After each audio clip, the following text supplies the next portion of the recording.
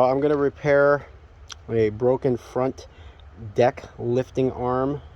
It's actually, it really doesn't lift the deck, it just holds it up on a Husqvarna Ariens 42-inch deck. Snapped here.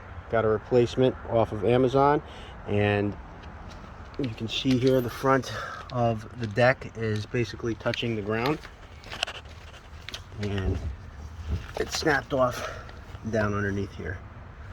The back lifts and raises and lowers, but the front does not, so that's what we're going to replace. First thing you notice here is it has two nuts on here. These nuts, when they're tightened together, will not loosen up.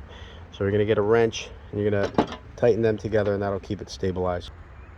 So by tightening this and having one nut pressed hard against the other, it won't move. Next thing, in front of the two tires, you see a hole here. This is where you slide the bent part of the arm in, and this little metal bushing just holds it there. You'll see a spot where you could put one of those cotter pins, and then this you actually need to connect through the back here.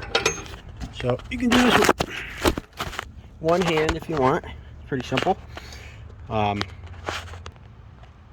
So I can take one hand here, hold the deck up in the air, and then position this until it slides through the hole. And I'm going to take flat washer, put that back in place, and I'll take the small pin and I'll push that through the hole, and that retaining pin will keep this guy from popping out. Pin. This other retaining pin that came with the kit, I'm not exactly sure what it does, but it looks like it wants to fit right there. So we'll leave that there. And that took about 30 seconds to fix, and now the deck will actually operate. So you can do that and it stays.